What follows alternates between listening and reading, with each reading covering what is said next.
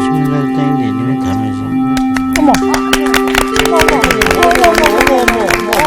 왜? 안녕하세요.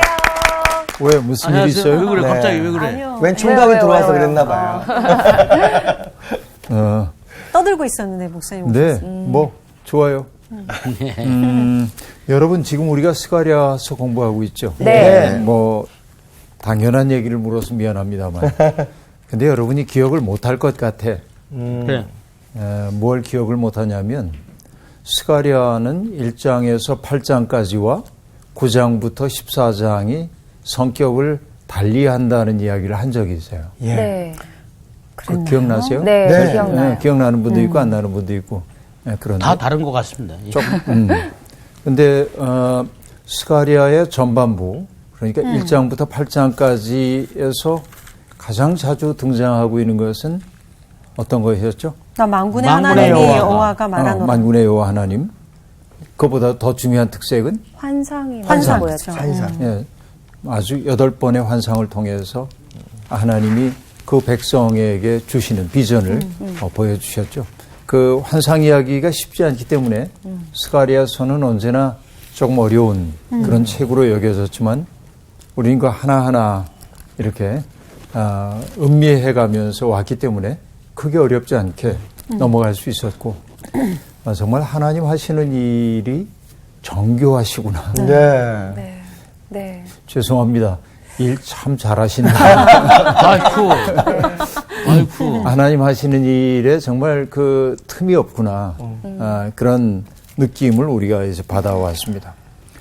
그리고 우리가 지난 시간에 네. 봤던 것들, 결국은 8장에서는 회복된 그 나라의 사람들이 나 하나님께 예배드리러 갈 거야 할 때 네. 나도 따라 나서. 하고 함께 네. 따라 나서는 아름다운 장면까지 봤습니다. 네. 그러니까 1장부터 8장까지의 문체적 특색을 얘기하자면 환상이 아주 많이 등장하고 있고 네. 그리고 거기에서 중요한 역할을 감당하는 것은 이 스가랴서가 학계와 더불어서 성전 재건 네. 하는 일을 독려하잖아요. 네. 그러니까 제사장들의 역할이 중요하고 네. 종교인들의 역할이 중요한 것으로 등장하고 있습니다. 네. 그렇죠.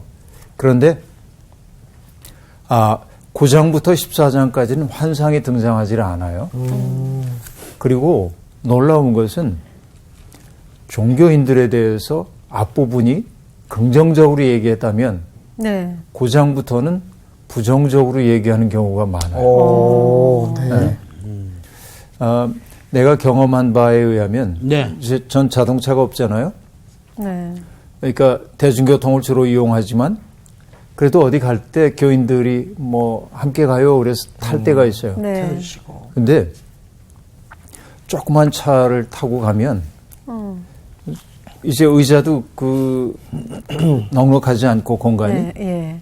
그러니까 이렇게 이제 겸손해져요 제가. 근데 그렇죠. 교인들 차 가운데 큰 차들이 있어요. 네. 의자도 안락하고 이렇게 널찍하고 그럼 뒤로 이렇게 몸이 덕지켜지면 내 마음이 달라져. 저 차는 왜 알전거리는 거야? 운전 안 하시는 선생님도. 네. 네. 네. 단지 타셨을 뿐인데. 그러니까 사람은 삶을 위한 도구를 바꿀 때 신까지도 바꾼다. 이런 말이 있거든요. 세상을 바라보는 방식이 달라지는 거예요. 예. 그래서 우리가 겸손해야 할 까닭이 거기에 있는데 네. 종교인들도 자기들이 누리고 있는 것들을 특권으로 자꾸 삼다 보면 타락하기 쉬운 거예요. 맞아요. 맞네요. 그러니까 스가랴서 9장부터 14장까지에는 종교인들에 대한 비평이 많이 나오고 네. 대신 그들이 세상을 아름답게 만드는 게 아니라 하나님이 직접 세상을 아름답게 만든다는 이야기가 그 후반부의 네. 핵심이라고 볼 수 있습니다. 오늘 수업 스가랴 12강 구원을 베풀 왕.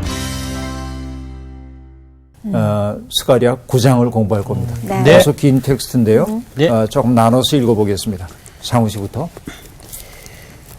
여호와의 말씀이 하드락 땅에 내리며 다메섹에 머물리니 사람들과 이스라엘의 모든 지파의 눈이 여호와를 우러러 봄이니라. 그 접경한 하마데도 임하겠고 두로와 시돈에도 임하리니 그들이 매우 지혜로움이라.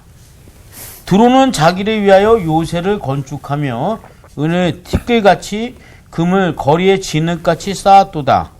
주께서 그를 전복하시며 그의 권세를 바다에 쳐 넣으시리니 그가 불에 삼켜질지라. 아스글론이 보고 무서워하며 가사도 심히 아파할 것이며 에그론은 그 소망이 수치가 되므로 역시 그러하리라. 가사에는 임금이 끊어질 것이며 아스글론에는 주민이 없을 것이며 아스돈에는 잡족이 거주하리라.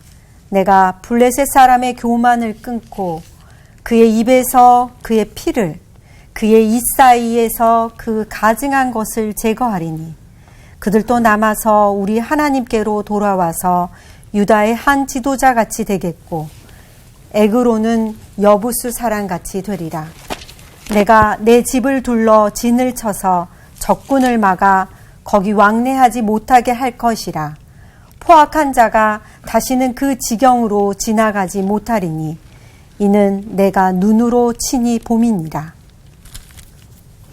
시온에 따라 크게 기뻐할지어다. 예루살렘에 따라 즐거이 부를지어다.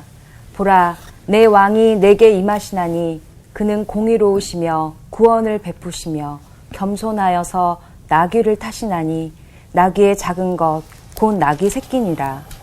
내가 에브라임의 병거와 예루살렘의 말을 끊겠고 전쟁하는 활도 끊으리니 그가 이방 사람에게 화평을 전할 것이요 그의 통치는 바다에서 바다까지 이르고 유브라데 강에서 땅 끝까지 이르리라. 또 너로 말할진대 내 언약의 피로 말미암아 내가 내 갇힌 자들을 물 없는 구덩이에서 놓았나니 갇혀 있으나 소망을 품은 자들아 너희는 요새로 돌아올지니라. 내가 오늘도 이르노라. 내가 내게 갑절이나 갚을 것이라. 내가 유다를 당긴 활로 삼고 에브라임을 띄운 화살로 삼았으니 시온아 내가 네 자식들을 일으켜 헬라 자식들을 치게 하며 너를 용사의 칼과 같게 하리라. 여호와께서 그들 위에 나타나서 그들의 화살을 번개같이 쏘아내실 것이며 주 여호와께서 나팔을 불게 하시며 남방 회오리 바람을 타고 가실 것이라. 만군의 여호와께서 그들을 호위하시리니 그들이 원수를 삼키며 물맷돌을 밟을 것이며 그들이 피를 마시고 즐거이 부르기를 술 취한 것 같이 할 것인즉 피가 가득한 동이와도 같고 피 묻은 제단 모퉁이와도 같을 것이라. 이 날에 그들의 하나님 여호와께서 그들을 자기 백성의 양떼같이 구원하시리니 그들이 왕관의 보석같이 여호와의 땅에 빛나리로다. 그의 형통함과 그의 아름다움이 어찌 그리 큰지 곡식은 청년을 새 포도주는 처녀를 강건하게 하리라. 네, 맞습니다. 9장의 첫 부분은 하나님의 통치가 이스라엘에만 국한되지 않고 주변에 있는 모든 나라에까지 통치가 미친다고 하는 사실을 보여주고 있습니다. 네. 그렇죠? 그래서 1절부터 8절까지의 내용이 그런 내용이에요. 이웃 나라들에 대한 하나님의 말씀이 등장하고 있는데 자, 한번 꼽아 볼까요? 어떤 나라, 네. 어떤 땅인지. 하드락, 다메섹, 그다음에 다메섹 그렇게 얘기했죠. 그다음에는 하맛, 하맛, 두로, 시돈. 그다음에는 아스글론, 에그론, 예, 아스글론, 또 아스돗, 뭐 가사, 가사. 이런 것이 쭉 등장하고 있죠. 예. 근데 여러분 눈치챘어요? 이 지명들이 어떻게 공간적으로 배치되어 있는지를 눈치챘나요? 전혀 눈치 못 챘네. 전혀 못 채, 그죠? 네. 이거 뭐냐면은 여러분 그 고대 메소포타미아 문명권을 흐르고 있는 두 개의 강이 있죠. 네. 예. 아이고. 유프라테스 강과 티그리스 강이 있어요. 네.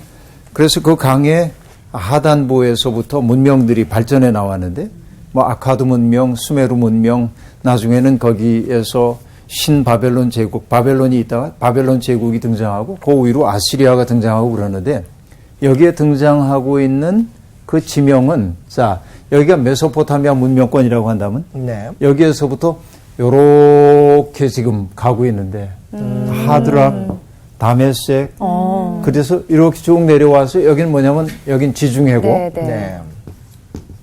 네. 해변 지역이 이제 블레셋 영역이죠. 네. 블레셋. 그 블레셋의 5 족속들의 이름들이 하나만 빠진 채 다 등장해요. 아. 근데 이 루트는 뭐냐면 결국은 메소포타미아 문명권에 있었던 대제국들이 언제나 이 지중해 해안 지역에 있는 나라들을 침입하는 순서입니다. 네. 이렇게 이제 그쪽에서부터. 침입을 해요. 예. 왜냐하면 여기는 큰 산이 막혀 있기 때문에 바로 넘지 못하고 위로 올라와 가지고 해안지대에서부터 쉐펠라라고 하는 평원 지역을 거쳐서 네. 그다음에 도시들이 발달해 있는 고원지대까지 네. 올라오는 루트로 되어 있는데 네네. 그러니까 이 루트는 언제나 뭐냐면 파괴의 루트입니다. 고통의 루트입니다. 그런데 지금 9장에서는 이것을 파괴 루트로 보지 않고 이제는 하나님이 통치하시는 새로운 통치의 그죠? 회복의. 순서로 등장하고 예, 예. 있어요. 그러니까 파괴와 파멸을 가져왔던 그런 어떤 그 지역들이 네. 오히려 거꾸로 회복되는.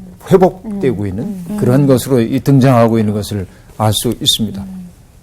결국 하나님의 말씀이 그 땅에 임하게 될 때 뭐라고 하냐면 사람들과 이스라엘 모든 지파의 눈이 여호와를 우러러 보미니라 하고 말합니다. 결국은 파괴와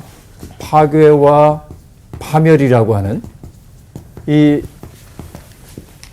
이런 세상을 질서와 구원의 질서로 바꿔가시는 여러분 변화가 참 중요한 거죠. 이렇게 바꿔가시는 하나님을 모두가 우러러본다. 네. 이것이 이제 첫머리에 등장하고 있는 말의 의미라고 볼 수 있습니다. 근데 결국은 뭐냐면은 여기 질서와 구원으로 바꾸실 때 하나님이 하시는 일은 뭐냐면 정화해야 하는데 여기가 그냥 질서와 구원으로 가는 게 아니고 그렇죠. 무너져야 할 것은 무너져야 새 것이 옵니다. 예.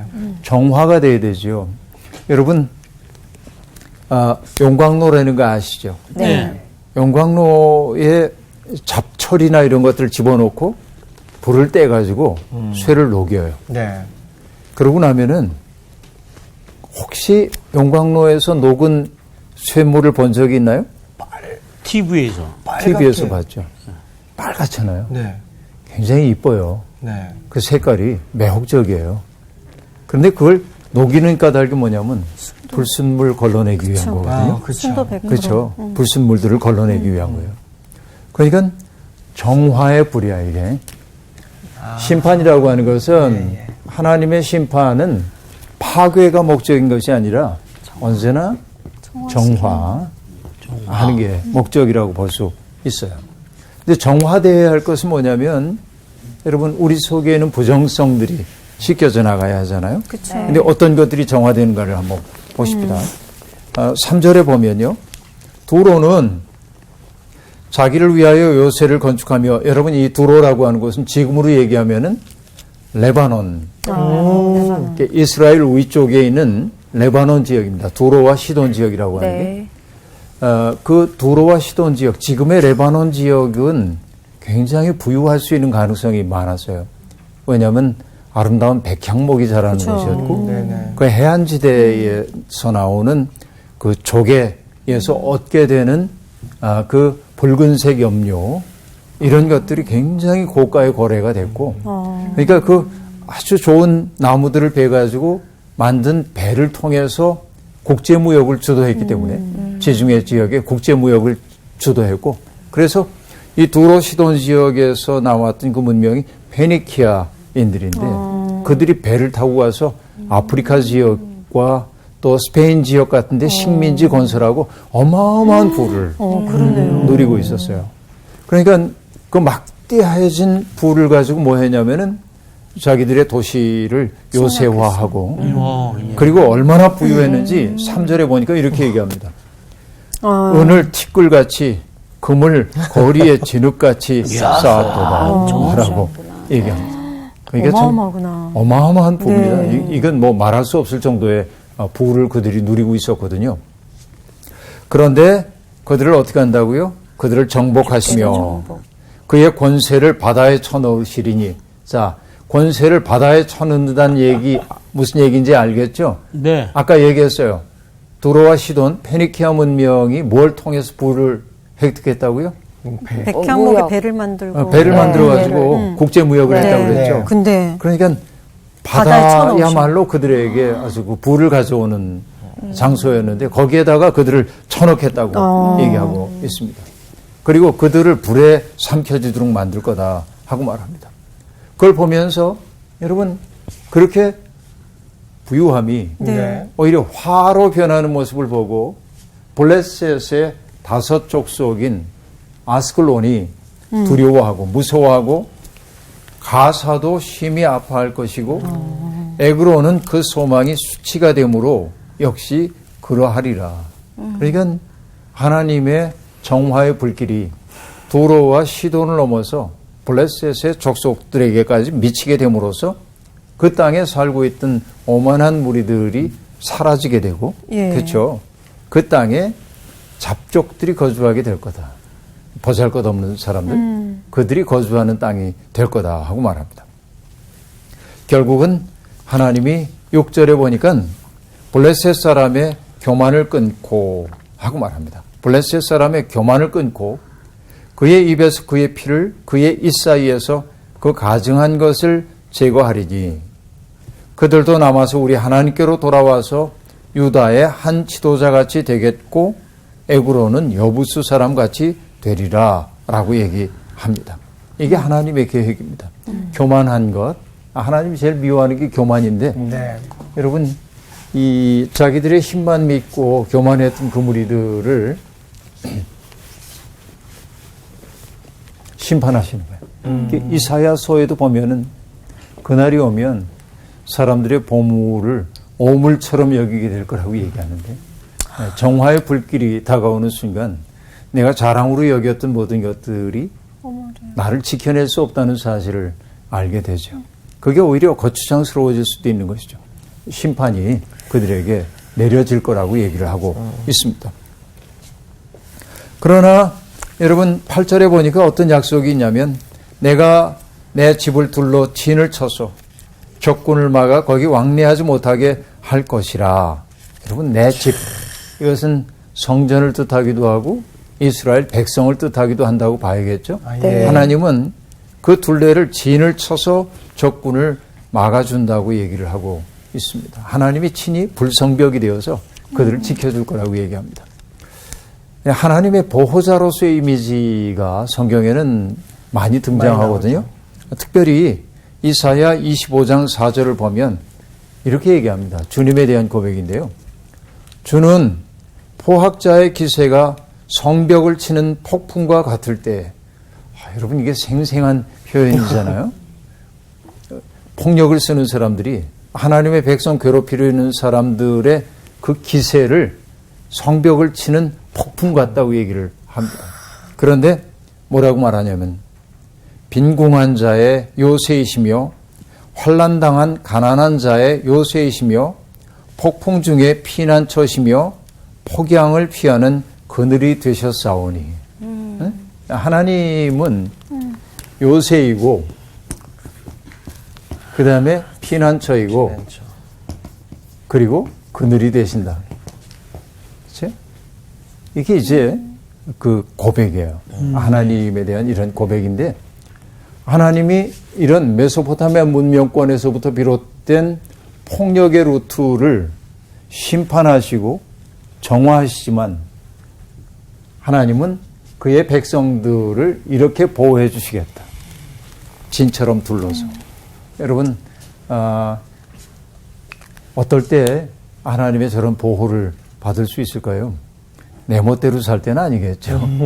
하나님을 신뢰하고 네. 그렇죠. 하나님의 뜻대로 살려고 애를 쓰는 사람들이 저 보호를 경험하게 될 겁니다. 그 얘기가 여기 등장하고 있습니다. 그리고 내가 눈으로 친히 범인이라 하고 얘기하고 있습니다.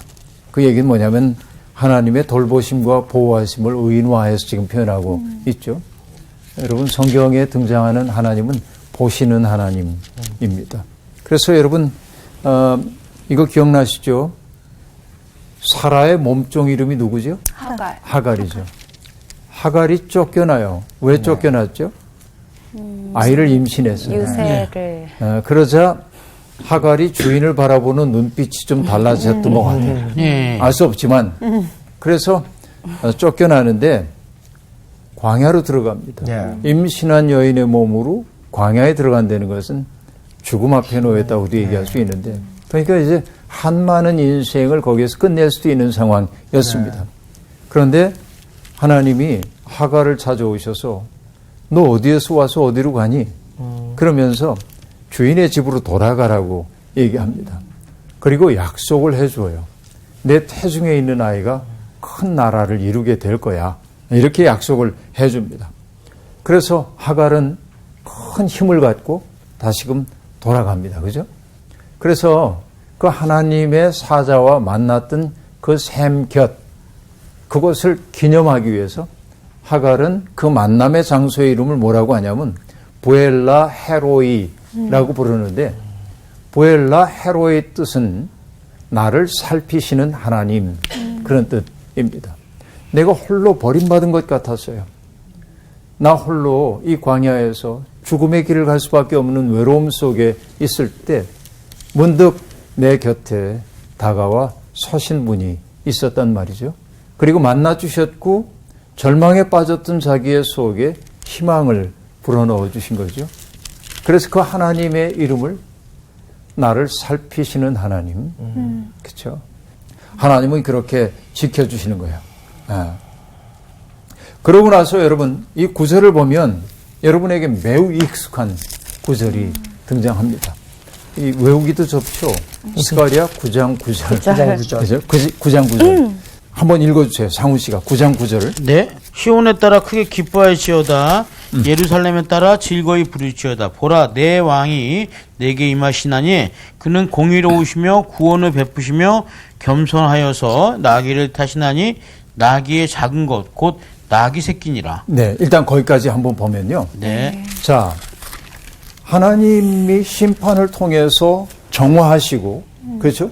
침략의 루트를 평화의 루트로 바꾸시고, 네. 그리고 그들의 성벽이 되어서 이들을 보호해 주시고, 네. 사람들은 그런 하나님의 보심을 따라서 이런 구원이 일어나서, 네. 그러고 나서 이제 구절이 얘기합니다. 시온에 따라 크게 기뻐할지어다. 이제 기쁨이 옵니다. 그냥 단순히 지키는 것만이 아니라 기쁨까지. 기쁨으로의 초대가 있어요. 난 이게 참 중요하다고 생각을 합니다. 하나님을 믿는 사람들은 기뻐할 수 있는 능력이 있어요. 그렇죠. 그죠? 왜 기뻐하라고 얘기하냐면 예루살렘에 따라 즐거이 부를지어다. 보라 내 왕이 내게 임하시나니 왕이 임해. 그리고 그 왕의 통치를 이렇게 얘기합니다. 그는 공의로우시며 구원을 베푸시며 겸손하시다라고 말합니다. 자, 공의로우심이라고 하는 것은 인간의 죄가 만들어낸 사회적인 차별을 극복하고 새로운 질서를 이루시는 분이죠. 네. 여러분 그동안 공부해오면서 우리가 늘 얘기해왔습니다마는 하나님은 세상을 두 개의 토대 위에 세우셨는데 그 중에 하나가 정의이고 또 다른 하나가 공의라고 얘기를 했는데 그죠? 이 두 개의 토대 위에 세워졌어. 그런데 인간의 죄는 이걸 무너뜨렸어요. 근데 하나님이 다시금 뭐하냐면 정의와 공의를 바로 잡으시는 거예요. 시온에 임하는 왕이 하실 일이 바로 공의와 정의를 회복시키는 분이라고 얘기하고 있습니다. 그리고 그분은 구원을 베푸실 거다라고 말하고 있는데 구원을 베푼다고 하는 말은 어떤 것입니까? 여러분 구원은 인간의 공로에 대한 보상입니까? 아니면 값없이 주어지는 은총입니까? 값없이 주어지는 은총이죠. 그러니까 구원을 베푸신다고 얘기함으로써 하나님이 은총의 새 시대가 열렸음을 보여줘요. 그 왕이 가져오는 거예요. 그런데 그분은 또한 겸손한 분이래요. 여러분 어떤 분이 겸손한 분이에요? 겸손이 어떤 거예요? 아이. 어려워요? 겸손한 게 뭐죠? 예수님. 예수님. 응? 말하기가 어렵네. 다 아는데. 네. 겸손이 뭔지 그러니까 교만의 반대네. 네. 겸손이라는 그렇죠. 게, 그죠? 교만의 반대. 네. 어떤 분이 이게 조선시대에 있었던 일인데요. 관리가 지방의 수령으로 이제 부임하게 됐습니다. 이 사람 마음속에 작정을 했어요. 나는 청백리처럼 살리라. 그러면서 이제 뇌물 받지 않고 살아겠다 그거야. 생일이 다가와요. 네. 자기 생일이. 아이고. 그래서 관원 앞에다 방을 붙였습니다. 네. 아무도 나에게 선물을 가져오지 말라. 가져오란 얘기예요? 말보다 더 무섭다. 가져오란 얘기예요. 아니, 그러니까 가져오지 아무도 말라. 내게 선물을 가져오지 말아라. 내가 네. 이거 이제 받을 생각이 없다. 네. 그래서 사람들이 선물 없이 그래도 되나? 그러고 이제 왔어. 네. 네. 근데 이제 온 사람들에게 네. 이제 우리 그 백일장 하는 것처럼 글을 좀 쓰라고. 짓자. 네네. 축제의 영을 즐기기 위해서. 제목이 뭐냐면 백로. 백로. 네네. 자기가 백로와 같이 막다 그거지. 그게 자기를 칭송해달라는 그런 글을 써달라는 거야. 아이. 난 힘들다. 그럼 결국은 여러분, 이 사람 굉장히 겸손한 사람이에요? 아니요, 청백리 맞아요? 아닌 것 같아요. 아유, 그냥 그렇죠. 선물 받으시지. 그러니까. 네. 그때 그래도 어떤 교만해. 사람이 그렇게 썼대. 네. 백로가 온 줄 알았더니 까마귀가 왔어요? 까마귀가 왔다고 변호야 우리 그렇게 썼대. 이게 이제 송시열 선생님이 들려주는 이야기입니다. 실제로 뼈대 그런 있다. 일이 있었는지 잘 모르겠으나. 음, 그러니까 여러분, 더 무서워. 저는 뭐 아무것도 자랑할 만한 게 없습니다. 네. 그래서 저는 겸손할 뿐이죠. 이렇게 얘기하면. 아유 이제 웃겨요, 이제. 그런 그죠? 얘기하면. 그런 말들이 네. 굉장히 웃기게 들리잖아요. 겸손한 예.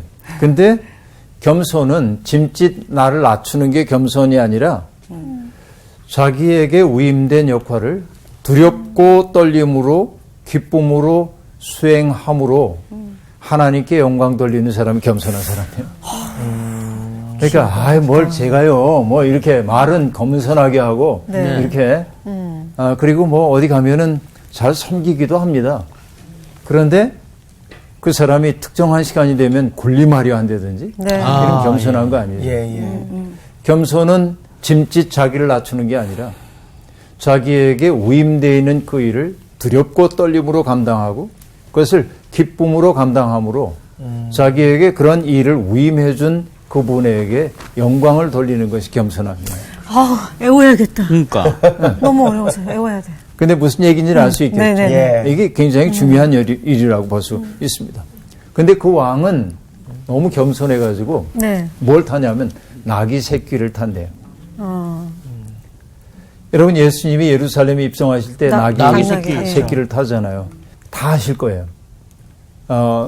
그 다윗 왕이 당신이 세상을 떠날 날이 가까운 걸 알았을 때 자기의 신하들을 시켜가지고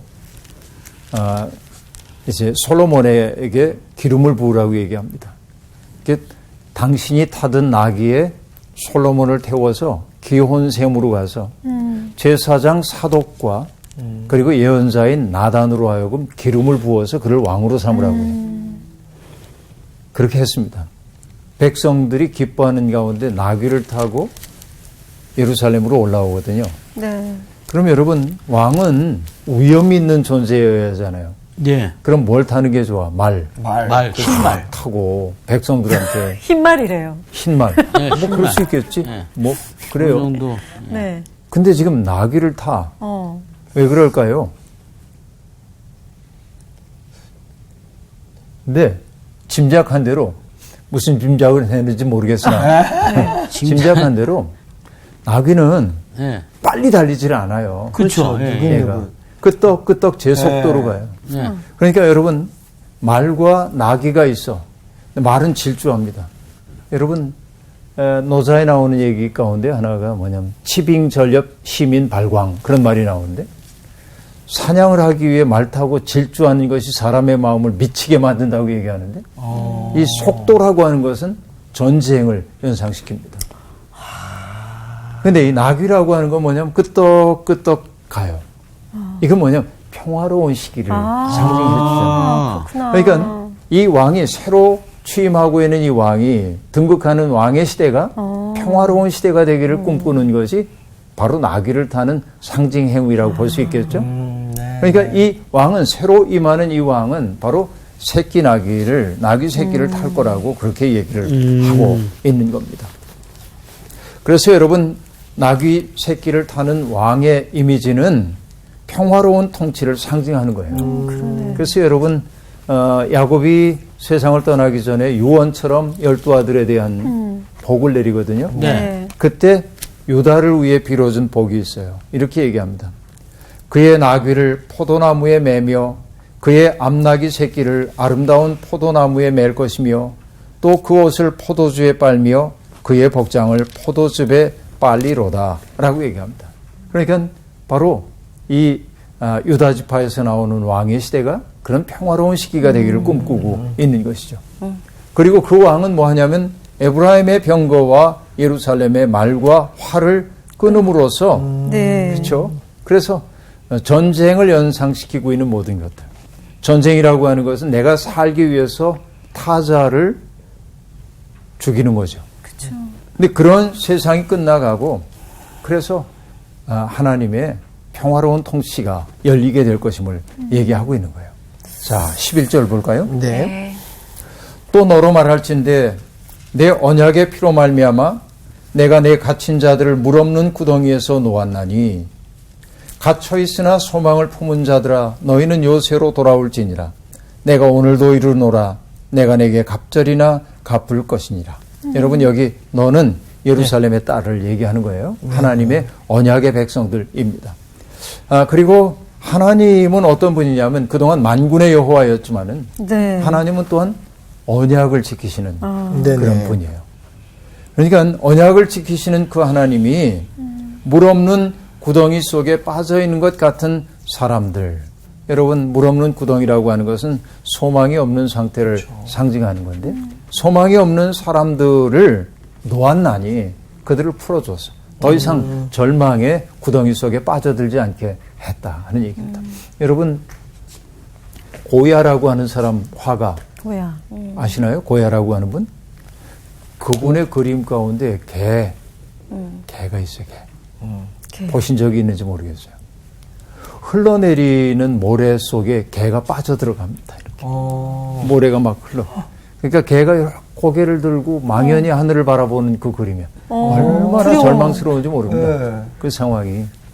그러니까 이 물 없는 웅덩이에 갇힌다고 하는 게 바로 그런 상황이에요. 희망이 없는 거예요. 근데 하나님이 그들을 건져내시는 거예요. 그래서 그들을 놓았나니 그들을 일으켜 뭐라고 말하냐면 갇혀 있으나 소망을 품은 자들이라고 얘기합니다. 너희는 요새로 돌아올지어라. 너희들을 이제 내가 보호해 주겠다. 네. 그동안은 너희가 나의 뜻을 행하지 않았기 때문에 보호를 철폐했었는지 모르나 이제는 너희를 내가 보호하기 위해서 너희를 해방했고 나의 요새 안으로 내가 들어오도록 내가 초대를 하고 있다고 얘기하고 있습니다. 그리고 그냥 초대만 하는 게 아니라 내가 내게 갑절이나 갚을 것이라. 시련의 시간을 잊을 만큼 보상해 주겠다는 약속이 주어지고 있습니다. 그 다음에 13절부터 보니까 여러분 내가 유다를 당긴 활로 삼고 에브라임을 끼운 화살로 삼았으니 시온아 내가 내 자식들을 일으켜 헬라 자식들을 치게 하며 너를 용사의 칼과 같게 하리라. 여호와께서 그들 위에 나타나서 그들의 화살을 번개같이 쏘아내실 것이며 주 여호와께서 나팔을 불게 하시며 남방 회오리 바람을 타고 가실 것이라. 만군의 여호와께서 그들을 호위하시리니 그들이 원수를 삼키며 물맷돌을 밟을 것이며 그들이 피를 마시고 즐거이 부르기를 술 취한 것 같이 할 것인즉 피가 가득한 동이와도 같고 피 묻은 제단 모퉁이와도 같을 것이라 라고 말합니다. 이스라엘은 하나님의 의지를 수행하는 주체가 되는 거예요. 이제는 자기 뜻대로 살던 그들을 불러서 하나님의 뜻을 수행하는 주체로 삼게 되는데 여기 보면 전쟁의 이미지가 나타나고 있습니다. 예. 네. 결국은 여러분 세상은 세상의 평화라고 하는 게 저절로 우리에게 임하는 법은 없습니다. 언제나 보면 우리가 지금 누리고 살고 있는 것들, 그쵸. 내가 당연하게 여기고 있는 그 고난들을 누리기 위해서 정말 많은 사람들의 헌신과 희생이 땀 흘림이 있었습니다. 여러분,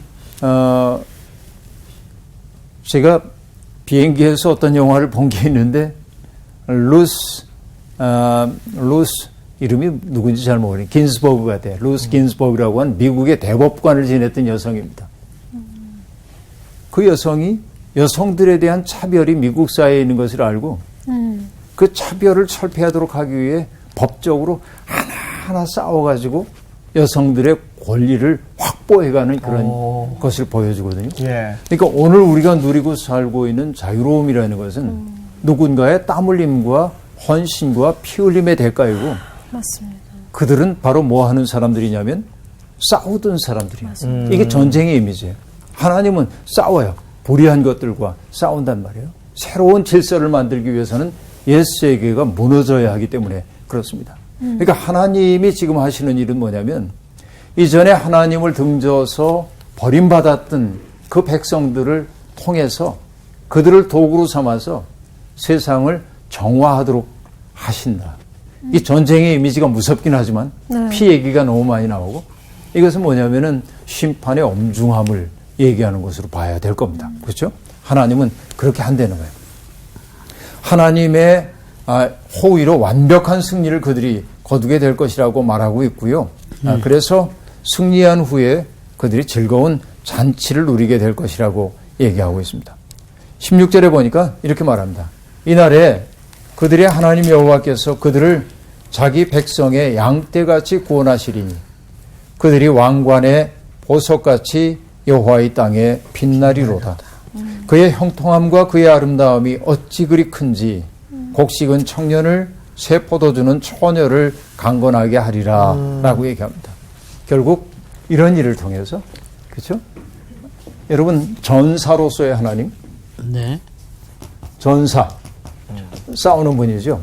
여러분 우리 하나님은 전사이십니다. 네. 네. 누구와 더불어 싸우냐면 악한 세력, 악한 것들과 더불어 싸우시는 분이죠. 그런데 하나님은 악한 것들과의 싸움에서 그의 백성들을 당신의 도구로 삼기를 원하십니다. 그러니까 여러분 하나님을 믿는다고 하는 것은 뭐냐? 전사요. 우리를 통해 악한 것들을 제거하고 악한 것이 아니라 선한 것들이 안심하며 살 수 있는 세상을 만들기 위해서 하나님은 우리가 이 일에 동참해 주기를 원해요. 네. 그러니까 예수를 믿는다고 하는 하나님을 믿는다고 하는 것은 악한 것들과의 싸움을 내포한다. 그러니까 이 싸움은 남에게 맡겨두고 대신 싸워주세요. 그리고 우리는 누릴 것만 누리겠습니다. 이거는 믿음의 태도가 아니라. 네. 그러니까 사실은 이렇게 악한 것들은 때때로 뭐라고 얘기하냐면 왜 조용한 세상을 평지풍파를 만들어 그죠. 네. 가만히 있어. 여러분 이게 가만히 있어. 가만히 있어. 가만히 있으라고 얘기합니다. 그러나 여러분 하나님의 말씀은 때때로 가만히 있지 않는 겁니다. 네. 불의에 대해서 도전하고 예. 그래서 결국은 선한 사람들이 편안하게 살 수 있는 세상을 만들기를 원하는 거예요. 맞아요. 하나님은 바로 이 일을 하기 위해 우리를 택하여 세우셨다. 결국 이 일을 감당할 때 우리에게 다가오는 것이 뭐냐면 왕관의 보석처럼 빛나게 될 거다. 여러분 성도는 바로 이런 사람이어야 합니다. 여호와의 땅에 왕관처럼 왕관의 보석같이 빛나는 존재가 되어야 하고 그래서 그의 형통함과 아름다움이 커서 곡식은 청년을 새 포도주는 처녀를 강건하게 하리라 라고 말하므로 하나님의 백성들이 누리게 될 영광과 기쁨을 이렇게 노래하고 있습니다. 여러분 날마다 싸움 따게 되어 싸우라는 얘기는 아니지만 불의에 침묵하면서 하나님을 믿는 방법은 없다. 이게 지금 이 대목이 우리에게 알려주고 있는 바라고 얘기할 수 있겠습니다. 여러분, 때때로 우리는 물 없는 구덩이에 빠진 것처럼 절망의 심연 속에 빠져들기도 합니다. 그러나 하나님은 우리를 구원해 내십니다. 그리고 하나님은 겸손하시고 공의를 실천하시는 나귀를 타고 오시는 왕의 통치에 우리를 참여시켜 주시고 세상을 아름답게 만드는데 너의 도움이 필요하다고 우리를 불러주셨습니다. 이것처럼 영광스러운 일이 없죠. 이 아름다운 영광의 통치에 동참하는 우리이면 좋겠습니다. 네. 고맙습니다. 감사합니다.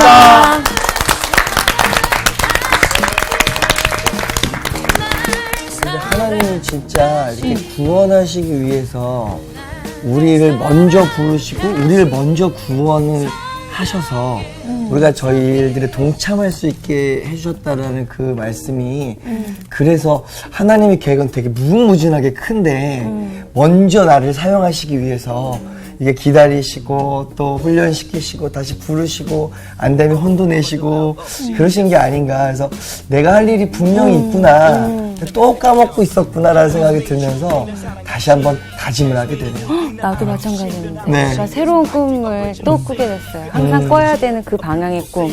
맞아. 네, 잠깐 느슨해지고 또 사방을 둘러보고 있었는데 네, 다시 봐야 될 곳을 보게 됐습니다. 이번 주 퀴즈입니다. 스가랴 9장에 나타난 구원을 베풀 왕에 대한 설명이 아닌 것은 무엇일까요? 1번 나귀 새끼를 탄 왕, 2번 이방 사람에게 화평을 전하는 왕, 3번 하늘과 땅을 진동시키는 왕. 정답을 아시는 분은 CBS 성서학당 홈페이지에 정답을 올려주시거나 우편으로 보내주시면 됩니다.